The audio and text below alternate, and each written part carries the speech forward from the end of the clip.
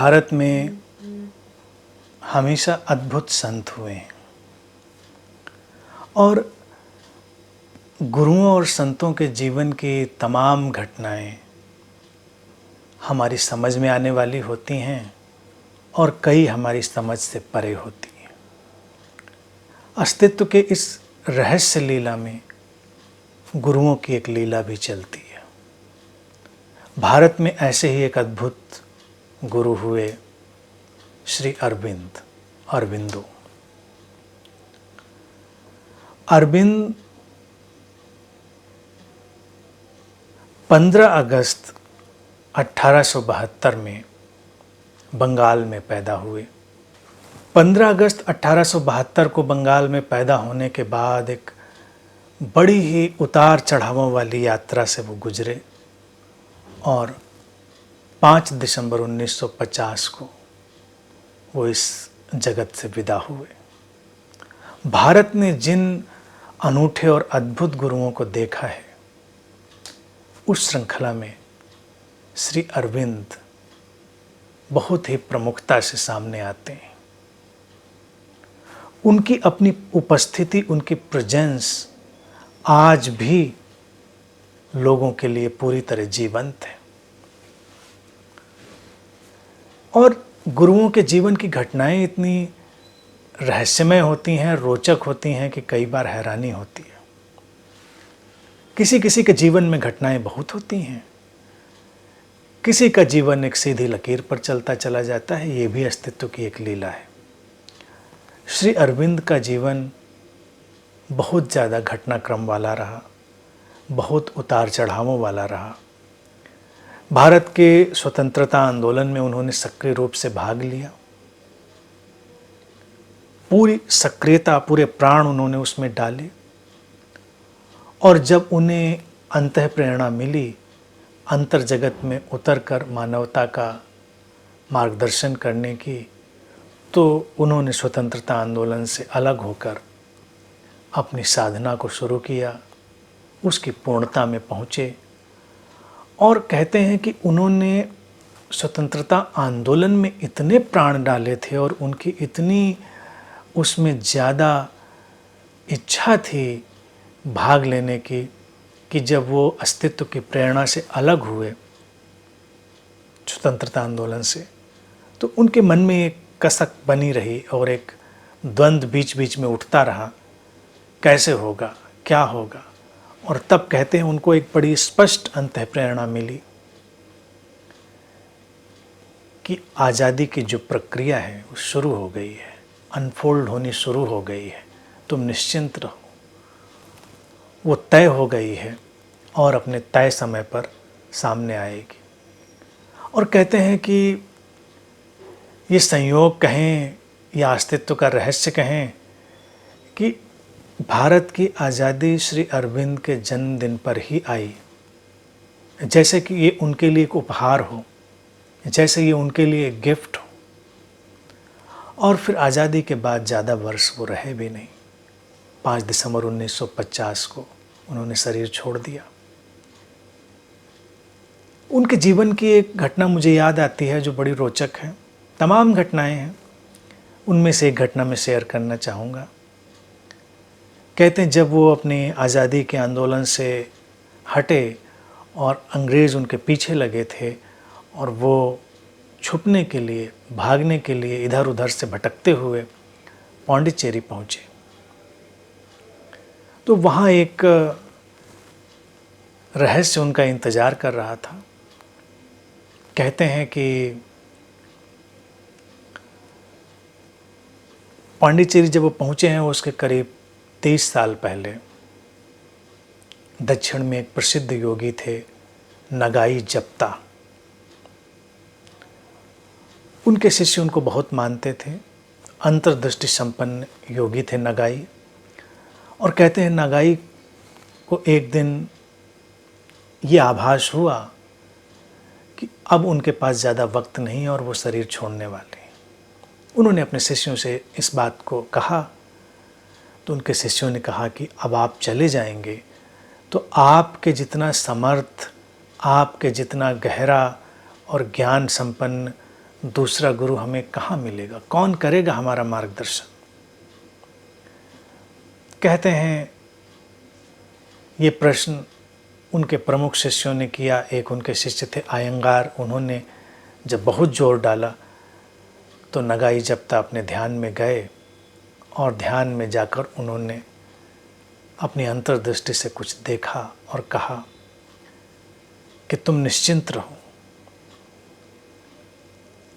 एक योगी बहुत बड़ा गुरु इधर आने वाला है दक्षिण में, उत्तर से। वो यहाँ उत्तर योगी कहलाएगा और वो तुम्हारा मार्गदर्शन करेगा। तो उनके शिष्यों ने पूछा कि भाई ये परंपरा तो चलती रही है कि दक्षिण से योगी उत्तर चले जाते हैं, उत्तर से दक्षिण आ जाते हैं, ऐसे उत्तर से आए हुए किसी योगी को हम कैसे पहचानेंगे। तो उन्होंने कहा कि उसके 3 लक्षण होंगे, उन्होंने लक्षण बताए और उन्होंने ये भी कहा कि वो स्वयं अपने को उत्तर योगी लिखेगा, जबकि उत्तर से आने वाले योगी अपने को उत्तर योगी लिखते नहीं रहे थे।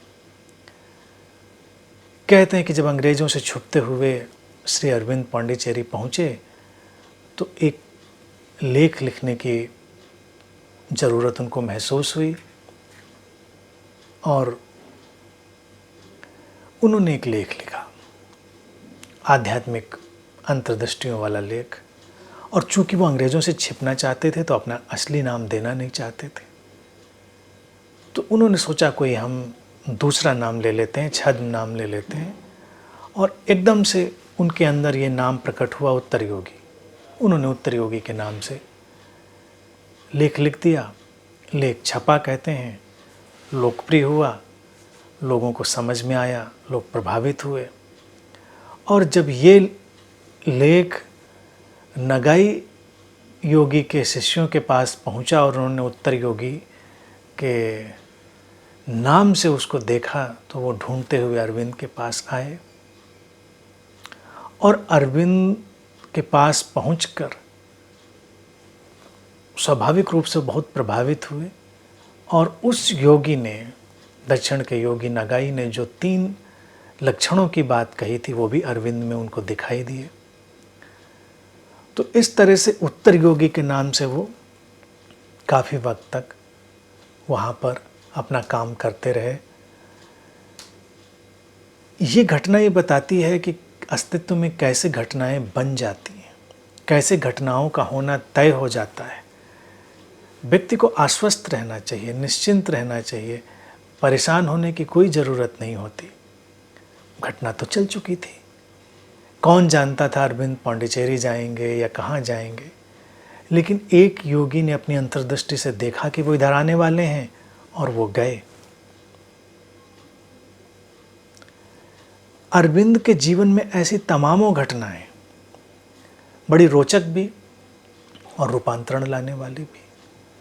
अरविंद के जीवन में जब श्री माँ का, मदर का आगमन हुआ तो वो घटना भी ऐसे ही रहस्य से ओतप्रोत थी।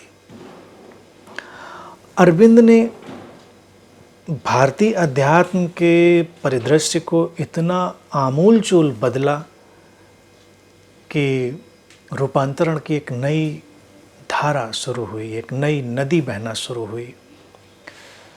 अरविंद इंटीग्रल योग, अखंड योग में विश्वास करते थे। उन्होंने इस पर लिखा भी। उन्होंने कहा कि योग करना नहीं है, योग होना है। और योग कोई अलग थलग क्रिया नहीं है, संपूर्ण जीवन ही योग बनता है, हर क्षण योग बनता है, तभी योग की परिपूर्णता होती है। और ये पूरा जगत हमको सहयोग करने के लिए तत्पर है। और अपनी गहरी अंतर्दृष्टि को लोगों के सामने रखते हुए अरविंद ने कहा, जो कि उनका बहुत बड़ा योगदान है मनुष्यता के इतिहास में आध्यात्मिक खोजियों के लिए। उन्होंने कहा कि जो अतिमानस है, सुप्रामेंटल है, अति चेतन है, उसका अवतरण होता है। जब कुछ चेतनाएं चेतना के आकाश में बहुत ऊपर उठ जाती हैं तो उनके माध्यम से वो परम चेतना अवतरित होती है और वो बहुत लोगों को उपलब्ध होती है। जो खोजी और साधक हैं उनके लिए वो सहज उपलब्ध होती है। तो अरविंद ने अपनी साधना के लिए इसी चीज़ को प्रस्तावित किया। उन्होंने कहा कि मैं और कुछ और लोग जो साधना की ऊंचाई में ऊंचे उठेंगे, जैसे एक पर्वत शिखर ऊपर उठ जाता है और फिर वहाँ से निकलकर कोई नदी बहती है और मैदानों में भी चली आती है। तो अरविंद ने कहा कि जो ये अति चेतन का अवतरण है, डिसेंट ऑफ सुप्रामेंटल, वो ऐसे ही घटता है।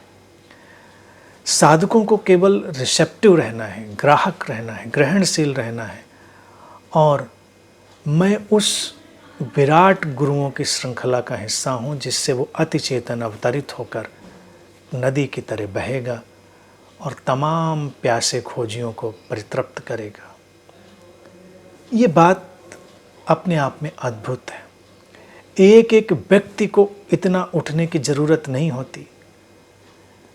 जब भी कुछ चेतनाएं ऊपर उठती हैं उनके माध्यम से रूपांतरण की धाराएं सभी के जीवन में बहने लगती हैं।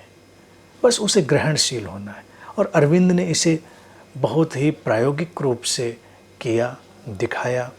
उनका जीवन साधना में और इन प्रयोगों में बीता। आज भी जो ध्यान का वातावरण उनकी जगह पर है वो अपने आप में अनूठा है। तो भारत की आज़ादी के दिन जो अरविंद का भी जन्मदिन है, हम इन दोनों घटनाओं का उत्सव मना सकते हैं। भारत की स्वतंत्रता का भी, अरविंद के जन्म का, और अरविंद के जन्म के साथ मनुष्य की चेतना की एक नई स्वतंत्रता का। जो चेतना पुरानी परिपाटियों और धारणाओं की गुलामी में जकड़ी थी, अरविंद ने उसे भी आज़ादी दी। तो आज़ादी के इतने तलों पर काम करने वाला व्यक्ति दुर्लभ होता है। अरविंद एक योद्धा थे और वो अध्यात्म के जगत में भी उसी तीव्रता और उसी शक्ति के साथ उतरे और रूपांतरण के मार्गों को प्रशस्त किया।